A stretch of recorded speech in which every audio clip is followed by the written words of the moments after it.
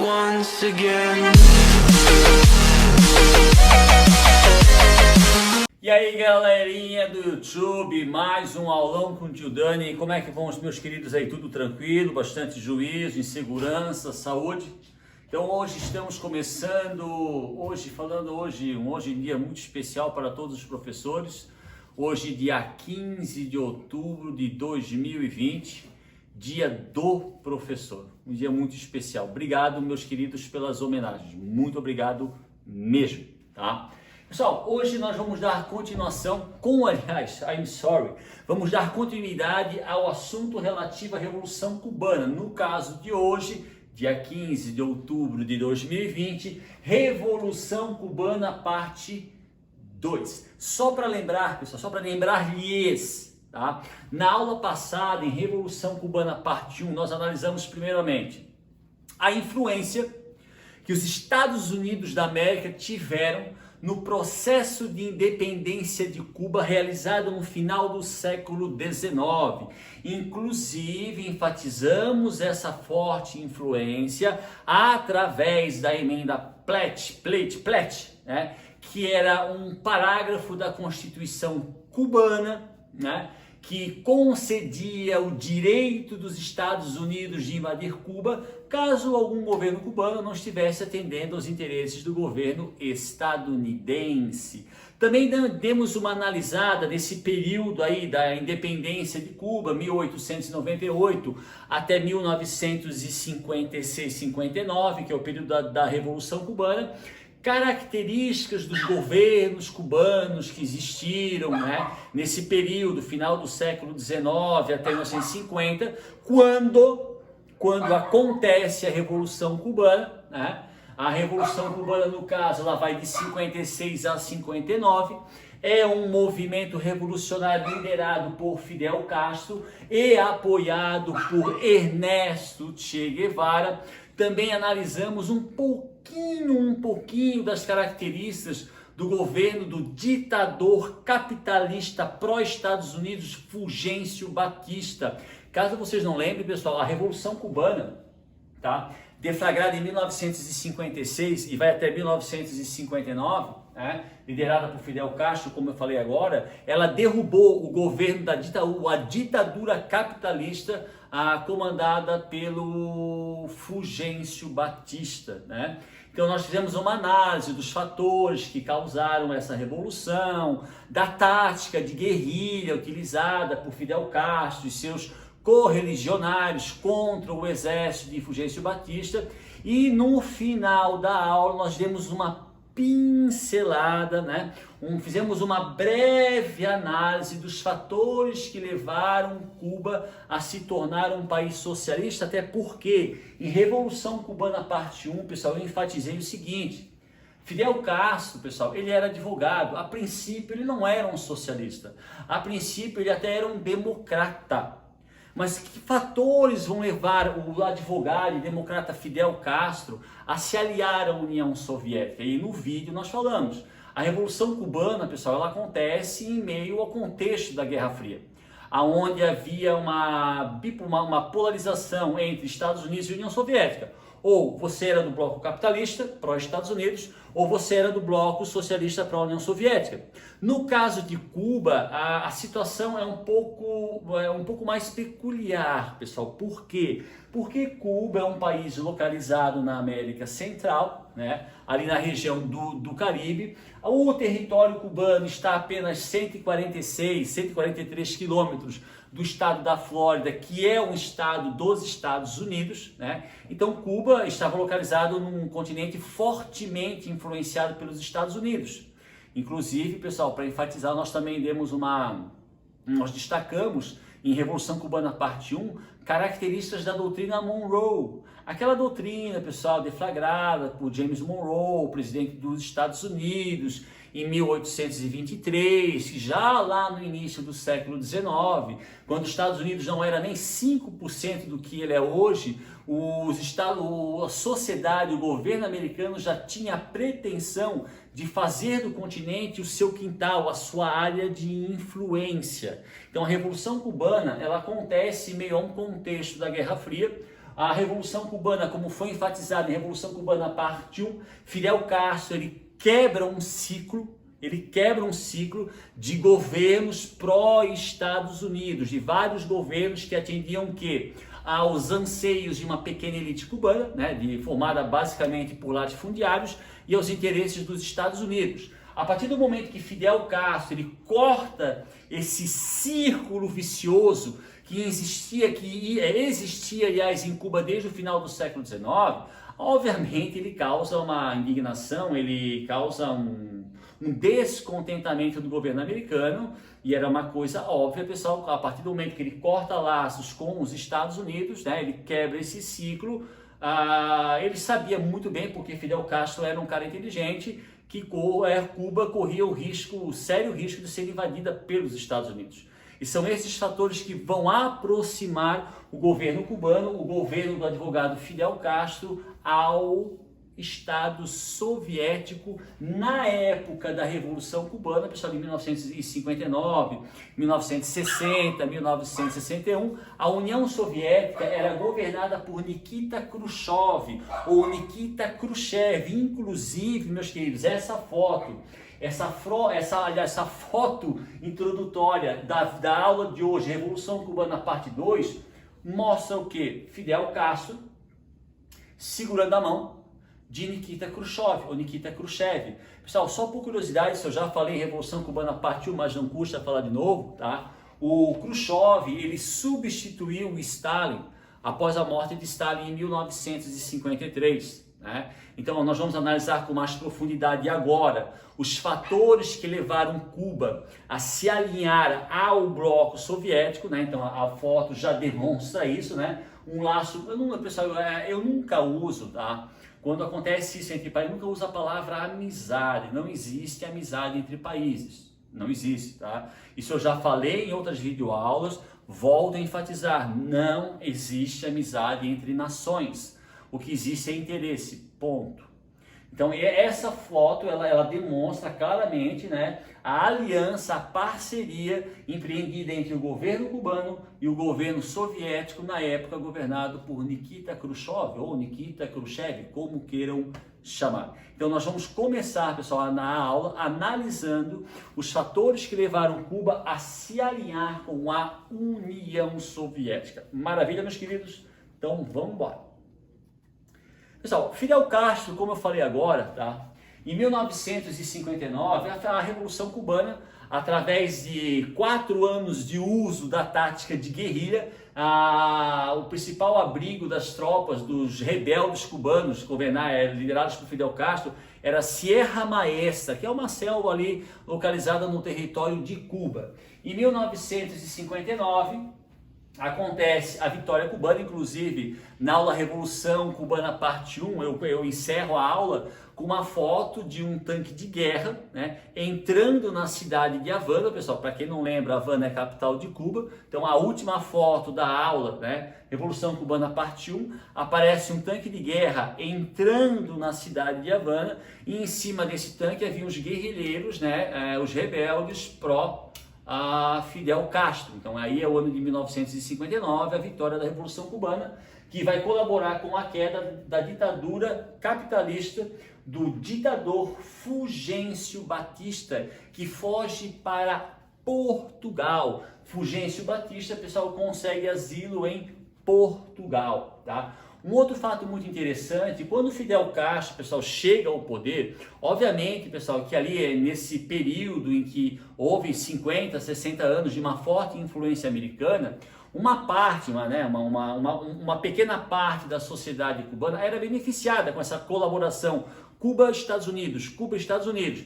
Essas pessoas que eram beneficiadas por essa colaboração com os Estados Unidos, obviamente, quando acontece a queda do ditador Fulgêncio Batista, há uma fuga de inúmeros cubanos para os Estados Unidos, né? Um fato bem interessante, pessoal, eu não sei ao certo se foi em 60 ou 61, tá? Foi criado nos Estados Unidos a seguinte lei, né? Os Estados Unidos passou a dar asilo aos cubanos que queriam fugir da ditadura de Fidel Castro, né? E criou-se uma lei. O cubano, pessoal, que conseguisse chegar no território, pisar no território americano, automaticamente ele ganhava o asilo, ele ganhava um visto para permanecer morando e vivendo no território americano. Quando eu falo, meu filho, pisar é o seguinte, o cara pegou lá, comeu uma ilha, né? O cara fez uma jangadinha com um pneu com madeira, subiu, atravessou, aí de repente a jangada quebrou, ele foi a nado. Se a guarda costeira americana, pessoal, pegasse ele no mar, a guarda costeira poderia enviar ele de volta para Cuba. Mas se ele, mesmo que aos trancos e barrancos, nadando, quase se afogando, ele conseguisse chegar à praia, pisar na praia, mesmo que caído, ele ganhava o asilo nos Estados Unidos. Tanto é, eu nunca fui para a Flórida, pessoal, mas eu já conversei com várias pessoas, muitas pessoas, que viajaram para a Flórida. Eles dizem, professor, lá é um estado americano, principalmente Miami, no caso, né? Mas lá, assim, em alguns locais se fala muito mais o espanhol, o castelhano do que o americano. E essas pessoas perceberam a grande quantidade de cubanos que moram no estado da Flórida, principalmente na cidade de Miami. Por quê? Porque logo após a queda, aí eu não sei, pessoal, lembra se é 59, 60 ou 61, logo após a queda do ditador pró-Estados Unidos Fulgêncio Batista, um grande número de cubanos fugiram para os Estados Unidos.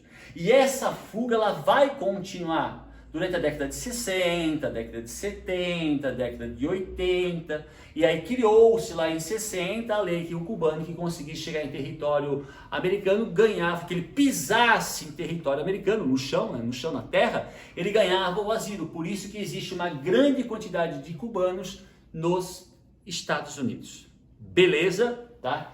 E aí vem o fato mais interessante. Pessoal, quando eu falei agora, quando o Fidel Castro, quando a Revolução Cubana, ela obtém sucesso, tá? Era uma coisa óbvia que a partir do momento que Fidel quebra aquele ciclo com os Estados Unidos, a reação americana viria, né? E ela veio.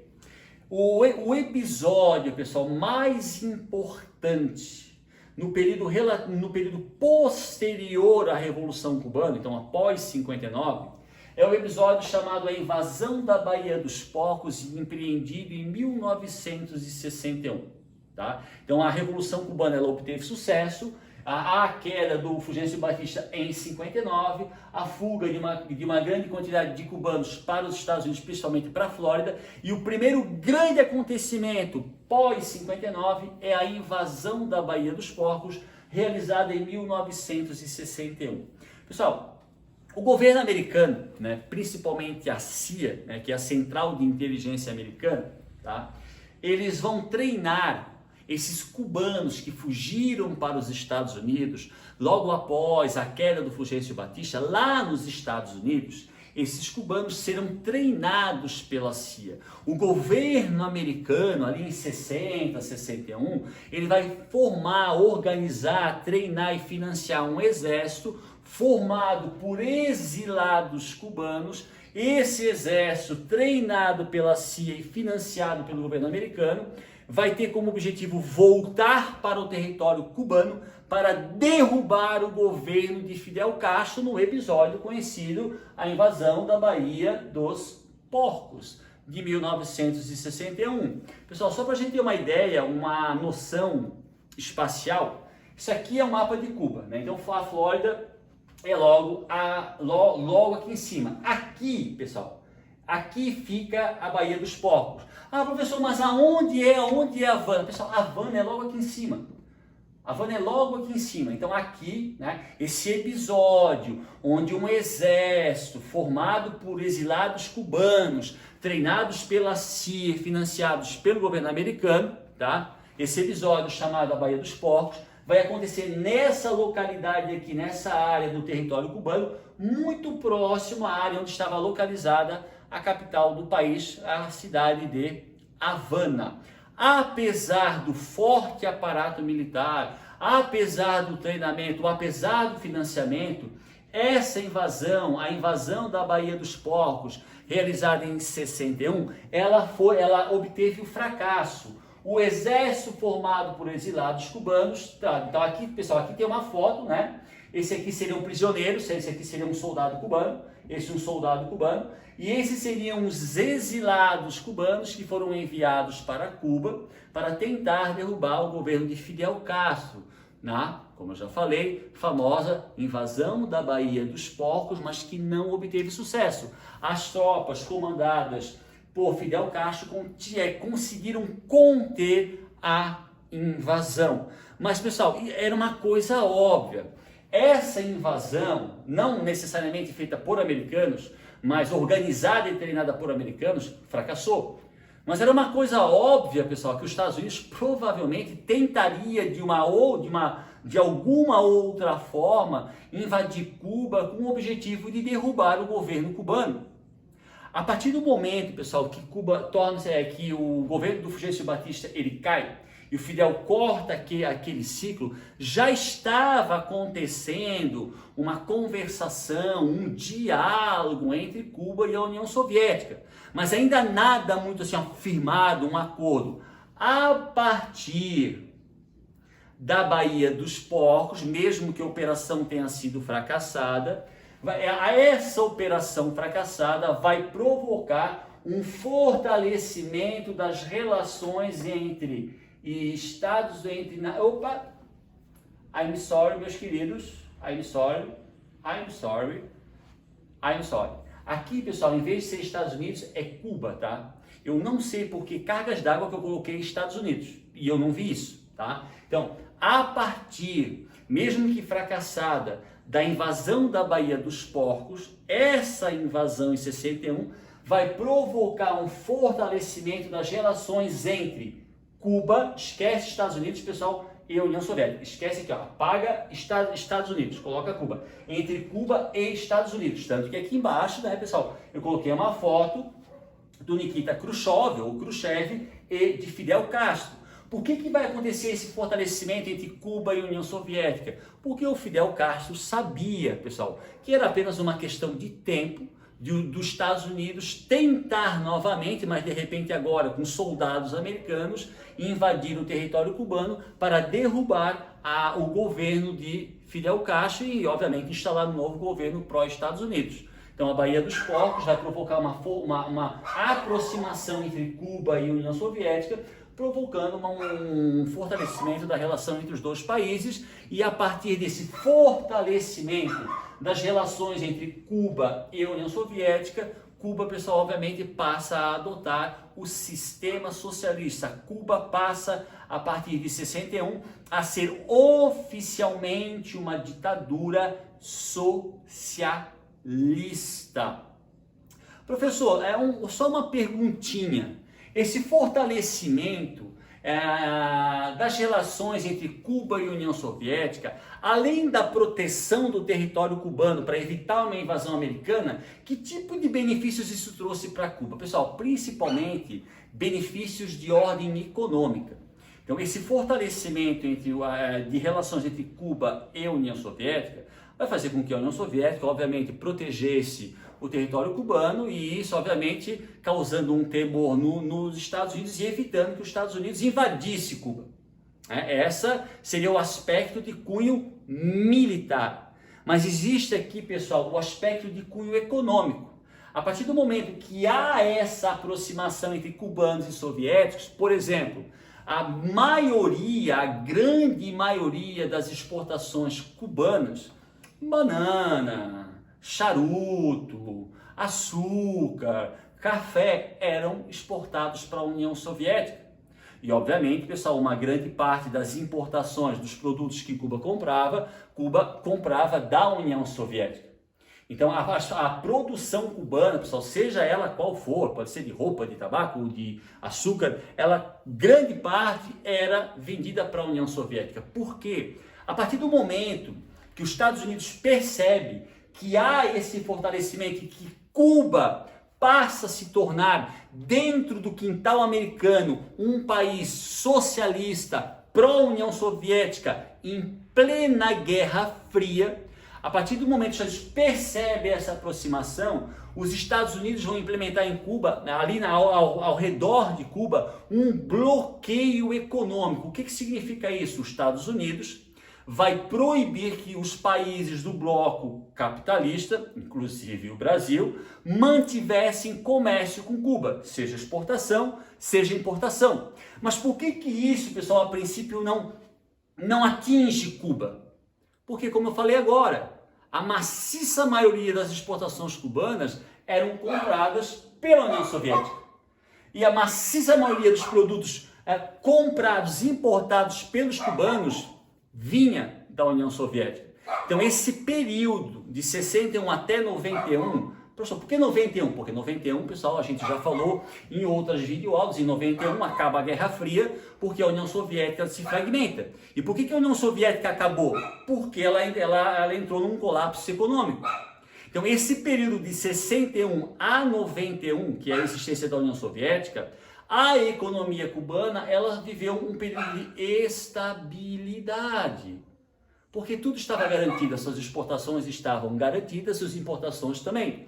A partir da fragmentação e do final da União Soviética em 91, que a União Soviética passa a se tornar novamente um país capitalista, essa relação entre os dois passa a não mais existir, e a partir de 91 a economia cubana passa a sofrer um duro golpe e entrar numa profunda crise econômica, que vai causar também a fuga de milhares e milhares e milhares de cubanos do território de Cuba.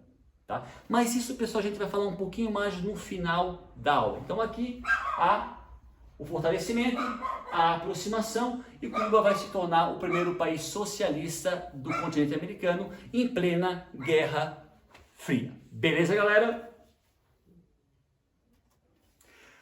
Outro detalhe, pessoal, que eu quase ia deixar passar batido, mas quando eu estava formulando a aula, estava organizando, eu pensei, não, isso eu não posso deixar de falar. Porque é importante, pessoal. Antigamente, pessoal, eu sei que isso é papo de velho, mas antigamente, quando eu era estudante, lá da 7ª série, hoje é o 8º ano, 9º ano, né, até o 1º ano, de repente, a história que eu aprendia no colégio era uma história muito factual. Tal coisa aconteceu em tal ano, tal pessoa fez isso. Era muito... Hoje em dia, pessoal, qual é o objetivo do professor de história com relação ao aprendizado do aluno em história? Que o aluno saiba fazer uma relação dos acontecimentos. João, por que aconteceu a Revolução Cubana? Professor, aconteceu a Revolução Cubana porque Cuba era governada já durante muitas décadas por governos pró-Estados Unidos. Tá, mas João, por que os governos de Cuba eram pró-Estados Unidos? Porque, professor, lá no final do século XIX, o governo americano apoiou e financiou a independência de Cuba. Mas, João, por que os Estados Unidos fez isso? Professor, porque os Estados Unidos, desde 1823, através da doutrina Monroe, tinha a intenção de fazer do continente americano uma área de sua influência. E aí o governo americano ajudava na independência de vários países, inclusive de Cuba. João, que bonito, você aprendeu a relação dos acontecimentos. É esse, meus queridos, o objetivo do professor de História com relação ao aprendizado na ciência história. Que vocês saibam fazer a relação dos acontecimentos. E por isso que eu não poderia deixar passar batido isso. Pessoal, nós já falamos desse assunto em outra aula, mas agora pensa, professor, 1961 acontece a invasão da Baía dos Porcos, ela foi frustrada pelas tropas de Fidel Castro, e foi uma invasão, foi uma tentativa de invasão feita por exilados cubanos, mas financiados pela CIA e pelo governo americano. E a partir dessa tentativa, mesmo que frustrada, em 61, a Cuba se aproxima da União Soviética e passa a ser um aliado soviético na América e adota o sistema socialista. E, professor, e nesse mesmo ano estava acontecendo lá na Europa a construção do Muro de Berlim, que o senhor falou em uma outra videoaula. Meus queridos alunos, Qual é o acontecimento considerado símbolo do auge da Guerra Fria? A construção do Muro de Berlim, 61. Muro, meus queridos, muro. Claro, essa foto é uma foto mais atual, não é de 1961, mas é o Muro de Berlim. Muro construído pelos soviéticos, pelo governo da Alemanha Oriental.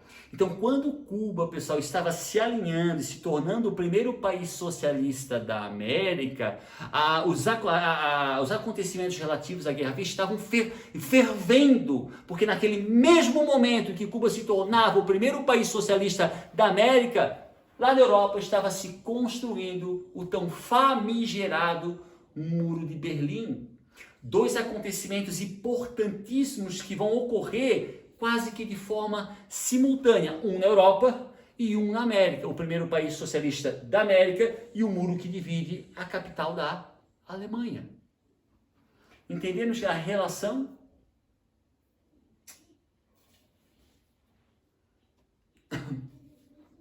Agora, pessoal, assim, ó, se vocês lembrarem, lá na primeira aula, Guerra Fria parte 1, né? Pessoal, quando um professor, ele inicia, a maioria dos professores, quando nós iniciamos uma aula sobre Guerra Fria, a primeira coisa que a gente fala, pessoal, por que o nome Guerra Fria? A guerra é uma coisa quente. A guerra subentende morte, explosão, calor, fogo e frio. É frio, né? Não tem explosão, é frio. Por que duas denominações tão contraditórias? Ah, professor, porque durante a Guerra Fria era fria entre Estados Unidos e União Soviética. Quer dizer, a União Soviética e os Estados Unidos provocavam conflitos no mundo todo, mas as duas maiores potências militares do mundo, não entravam em conflito. Isso. Mas, pessoal, em 1962, vai acontecer um episódio que em alguns livros, esse episódio tem o seguinte título: Os Dias que Abalaram o Mundo. Em 1962, vai acontecer um episódio, vocês já estão vendo o nome aqui, a crise dos mísseis, e esse episódio, a crise dos mísseis, ele é descrito, ele tem um título, ou um subtítulo em alguns livros, que diz o seguinte: Os dias que abalaram o mundo. O que significa isso? A crise dos mísseis, pessoal, em 1962, foi, que eu saiba, né, a primeira e única vez no contexto geral da Guerra Fria, no qual quase que os Estados Unidos e a União Soviética entraram em um conflito direto. Quase que os Estados Unidos entrou em guerra com a União Soviética, quase que em 1962, devido à crise dos mísseis, foi deflagrada uma guerra nuclear. Pessoal, obviamente isso não aconteceu, porque se essa guerra nuclear tivesse acontecido, nós não estaríamos aqui hoje, nós não estaríamos hoje comemorando o Dia dos Professores, nós não estaríamos aqui vivenciando essa pandemia, nós não estaríamos aqui tendo essa excelente aula de história. Então, a crise dos mísseis, no famoso Os Dias que Abalaram o Mundo, de 1962, foi o único momento pessoal, é o único momento que a gente sabe, que nós temos conhecimento. Pode ser que tenha ocorrido talvez uma outra tentativa de guerra nuclear, mas que não chegou ao conhecimento do público. Então esse episódio quase deflagrou uma guerra nuclear entre Estados Unidos e União Soviética. Então, pessoal, mas o que foi a crise dos mísseis? Pessoal, em 62, os Estados Unidos resolveram instalar uma base de mísseis nucleares na Itália e na Turquia. Pequeno detalhe, meus queridos, pequenino detalhe. A Itália e especialmente a Turquia, na época, obviamente, porque hoje não existe mais a União Soviética, especialmente a Turquia, fazia fronteira com a União Soviética. No ano de 1962, o governo dos Estados Unidos resolve instalar uma base de mísseis nucleares na Itália e na Turquia. Mas a Turquia, pessoal, eu considero ali a área mais delicada, porque na época a Turquia fazia fronteira com as repúblicas soviéticas. A Turquia fazia fronteira com a União Soviética e, obviamente, pessoal, ter mísseis nucleares próximo ao seu território causou na União Soviética de Nikita Khrushchev um temor que eles pudessem ser atacados pelos Estados Unidos. Como represália, pessoal, no ano de 1962, os soviéticos instalaram ou deram início à construção e à instalação de uma base de mísseis nucleares no território cubano. Nós não podemos esquecer que o que eu vou falar agora, eu já vi enfatizado em Revolução Cubana parte 1, nós não podemos esquecer que Cuba está localizada a 143 quilômetros da Flórida. Cuba é um país vizinho dos Estados Unidos. Então, como represália pela instalação de mísseis nucleares na Itália e principalmente na Turquia pelos Estados Unidos, no mesmo ano, em 62, os soviéticos deram início à instalação e à construção de uma base de mísseis nucleares em Cuba. Cuba, país vizinho dos Estados Unidos. No famoso Os Dias que Abalaram o Mundo. E, inclusive, pessoal, essa aqui, ó, é uma foto tirada de um satélite americano. Obviamente, pessoal, ela está em preto e branco, não dá para ver de forma nítida, tá? Mas aqui tem mísseis tal, mísseis tal, tá? Então, aqui é uma foto tirada de um satélite dos Estados Unidos, dessa tal base de mísseis nucleares que estava sendo construída pelo governo pelo governo soviético em Cuba. Isso era real e alguns mísseis já estavam em território cubano. Pessoal, eu não sei se vocês têm alguma familiaridade, muita, boa, pouca ou mais ou menos, sobre mísseis nucleares. Existem 3 mísseis nucleares: curto alcance, médio alcance e longo alcance. Então, provavelmente aqui deviam ter mísseis de longo, curto e médio alcance. Um míssil de curto alcance, um míssil nuclear, não é uma bomba, alcançaria a Flórida facilmente, 143 quilômetros, qualquer estado da Flórida, a Carolina do Sul. Um míssil de médio alcance poderia alcançar Nova York, Texas. Um míssil de longo alcance poderia atingir qualquer cidade localizada em qualquer estado dos Estados Unidos, inclusive a capital, Washington. Se vocês sentiram a gravidade do ocorrido, do acontecimento, então isso aqui é uma foto tirada por um satélite pela CIA, óbvio, né, da base de mísseis nucleares construídas dentro do território cubano, no quintal, entre aspas, né, dos Estados Unidos. Aí eu já aproveitei também, pessoal, eu já achei essa charge, tá? Essa charge é uma charge da época, né, dos dias que abalaram o mundo. Aqui está, né, bombas nucleares. Aqui está Nikita Khrushchev, representado em cima de uma bomba americana. E aqui está o presidente dos Estados Unidos, pessoal. Durante a crise dos mísseis de 1962, é o famoso John Kennedy.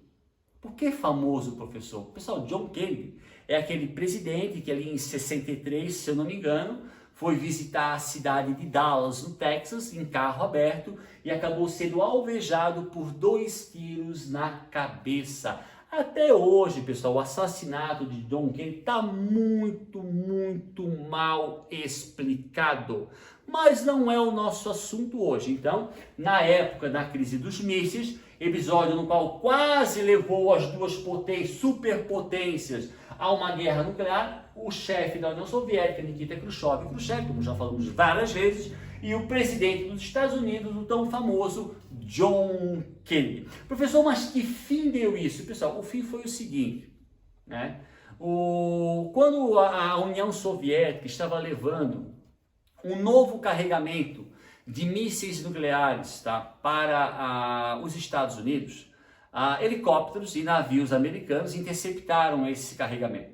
Afinal de contas, Cuba é muito próximo dos Estados Unidos. E aí o John Kennedy ligou para o Khrushchev e disse, olha, se esses mísseis chegarem aos Estados Unidos e vocês não tirarem os que estavam lá, nós vamos atacar Cuba. O Khrushchev disse, se vocês atacarem Cuba, nós vamos proteger Cuba. E esse impasse, por isso, os dias que abalaram, esse impasse ficou durante alguns dias.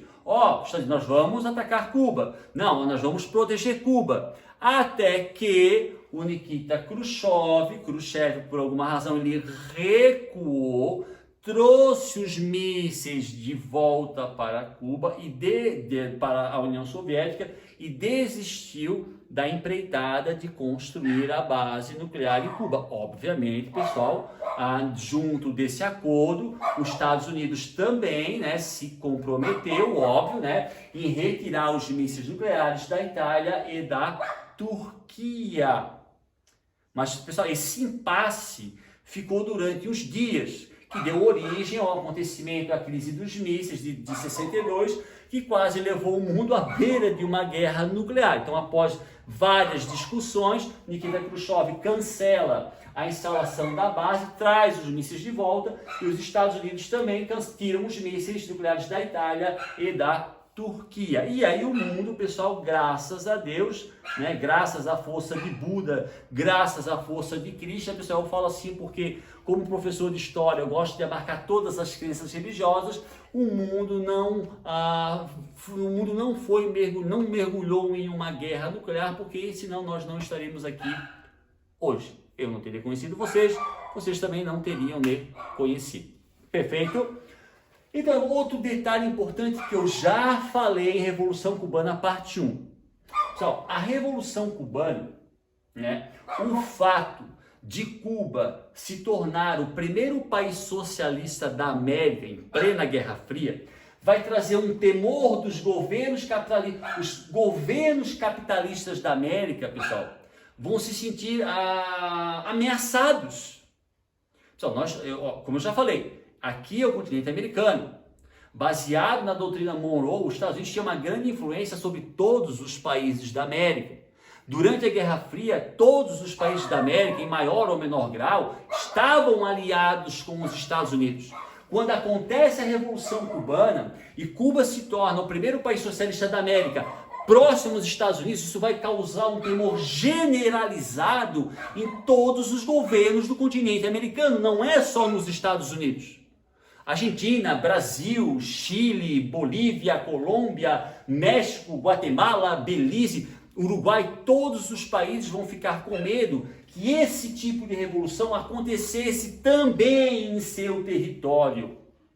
E obviamente os Estados Unidos, que não é bobo nem nada, baseado no que aconteceu em Cuba, vai fortalecer, vai aumentar a sua influência sobre o restante, sobre todo o continente americano, para evitar que o que aconteceu em Cuba acontecesse em outra região da América. Mas como é que os Estados Unidos fez isso?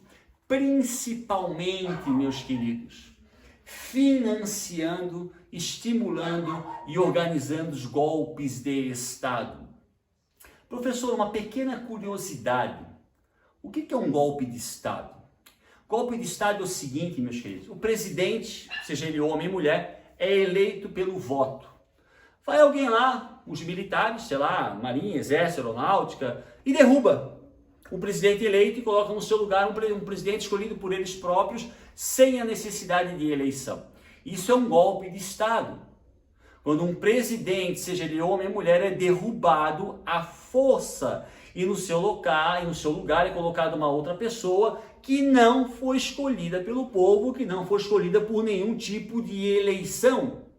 Então, no intuito, pessoal, no intuito de evitar que outras regiões da América se tornassem uma Cuba, um país socialista para a União Soviética, ali na década de 60, década de 70, os Estados Unidos vão estimular golpes de Estado. Aqui eu citei, pessoal, Uruguai, Argentina, Chile, Bolívia e Paraguai, porque são países onde os Estados Unidos organizou e financiou golpes de Estado. Tem outros países, tá, pessoal? Eu só citei alguns porque eles estão localizados na América do Sul. Tá? Mas existem outros países da América Central também. Então essa influência americana foi exercida para evitar uma próxima Revolução Cubana, foi exercida através do estímulo e financiamento de golpes de Estado. Né? Aqui eu citei Uruguai, Argentina, Chile, Bolívia e Paraguai.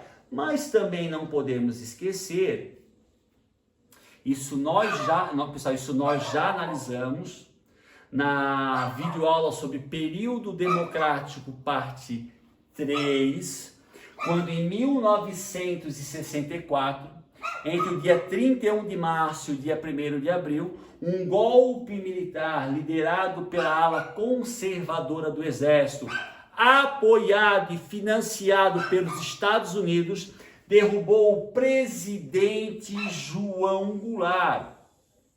Pessoal, o Brasil, com relação aos outros países da América Latina, ele possui um diferencial. Tá? A Argentina é um país razoavelmente grande, o Chile é extenso, o Paraguai é pequeno, o Uruguai é pequeno, a Bolívia... O Brasil é o 5º maior país do mundo. É o 5º maior país do mundo. O Brasil tem um litoral de 8.000 quilômetros de extensão. O Brasil, na América do Sul, só não faz fronteira com o Equador e com o Chile. Com o restante dos países, ele faz fronteira com todos os outros países. O governo João Goulart, pessoal, lá na época, lá na década de 60 e 50, uma parte significativa da sociedade brasileira, inclusive o próprio Estados Unidos, viam o João Goulart como um presidente, um político pró-socialista. Certo? Nós não temos provas, pessoal. Professor, então o golpe militar de 64 foi realizado para evitar que o João Goulart instalasse uma ditadura socialista no Brasil. Pessoal, nós não temos provas de que ele faria ou não faria isso. Pode ser que sim, pode ser que não. Nós não temos prova. Mas os Estados Unidos, pessoal, baseado no que aconteceu em Cuba, eles não queriam pagar para ver. Vamos ver até onde o João Goulart vai. Não. Porque Cuba já foi muito grave, pessoal, Cuba ter se tornado socialista, porque é próximo aos Estados Unidos, mas Cuba é um país pequeno. Agora, para os Estados Unidos correr o risco de ver o 5º maior país do mundo, o 3º maior país da América, o maior país da América do Sul se tornar socialista, eles não queriam pagar para ver, eles não iam esperar para ver se isso aconteceu ou não. Por isso que o golpe militar de 64, que vai derrubar o presidente João Goulart, também chamado de Jango, ele é sim organizado e financiado pelos Estados Unidos, como os Estados Unidos fez com outros golpes militares que aconteceram no território americano desde a década de 60 e a década de 70. Tanto é que muito brevemente, vocês vão assistir, eu vou organizar, óbvio, né? Aulas sobre ditadura militar. Então nós vamos aprender, pessoal, ditadura militar parte 1, ditadura militar parte 2 e ditadura militar parte 3, esse período da história brasileira que compreende o ano de 64 a 1985. E eu trouxe, pessoal, aqui, em nível de curiosidade, tá? Nós vamos estudar o período de governo do Marechal Castelo Branco, do Marechal Costa e Silva, do General Médici, do General Ernesto Geisel e do General João Batista Figueiredo. Então, o governo desses 5 militares compreende o ano de 64 até 1985 e breve, esta aula já estará sendo postada no YouTube. E para finalizarmos, pessoal, a aula Revolução Cubana, parte 2, aqui eu coloquei Cuba hoje, pessoal, isso aqui é uma foto de uma parte de Havana, tá? Hoje, uma foto recente, tá? 2 anos, 3 anos atrás, 4 anos atrás. Se vocês observarem os carros, pessoal, a maioria dos carros, aqui tem, 1, 2, 3, 4, 5, 6. Um carro, eu posso dizer que é um carro mais moderno. O resto são carros da década de 50 e 60. Pessoal, como eu falei antes, após a fragmentação e o final da União Soviética, Cuba perde o seu maior parceiro comercial. Mas apesar do final da União Soviética, aquele embargo econômico imposto pelos Estados Unidos, ele ocorre até os dias de hoje. Então, quase não existe carros em Cuba. Na real, pessoal, falando assim a real, as poucas pessoas que em Cuba têm carros novos, carros modernos, são pessoas ligadas ao governo cubano. A maioria do povo que ainda tem acesso ao carro, tem acesso a carros da década de 50 e 60. Cuba hoje, pessoal, é uma ditadura socialista. Pessoal, não se iludam. Cuba é uma ditadura socialista, tá? Cuba não existe liberdade de expressão. Cuba não existe liberdade de imprensa. Ah, professor, mas em Cuba acontecem algumas eleições municipais controladas pelo Estado cubano. Cuba é uma ditadura, como qualquer outra ditadura. Não se iludam, tá? Não se iludam, tá? Depois da morte de Fidel Castro, quem passou a governar Cuba foi seu irmão Raul Castro. Cuba hoje, pessoal, ainda sofrendo o embargo econômico americano, vive basicamente do quê? Turismo. Afinal de contas, pessoal, Cuba está localizada na região do Caribe, então vive do turismo, da exportação de tabaco. Pessoal, o charuto cubano é um artigo muito famoso e principalmente, pessoal, dos dólares enviados pelos cubanos que moram nos Estados Unidos.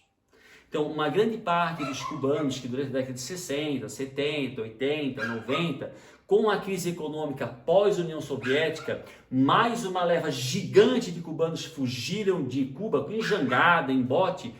Parte desses cubanos que moram nos Estados Unidos enviam para suas famílias em Cuba dólares. Então, o turismo, a exportação de charuto e os dólares provenientes de famílias cubanas nos Estados Unidos é a principal fonte de renda em Cuba. Uma exportação ali de banana, de tabaco, mas não é nada muito significativo, né? Se vocês olharem a cidade, forem ver um vídeo sobre Havana, pessoal, na sua maioria é uma cidade bem decadente, bem deteriorada. Há um grande índice de pobreza dentro de Cuba, beleza? Galera, essa foi a aula de hoje, espero que vocês tenham gostado.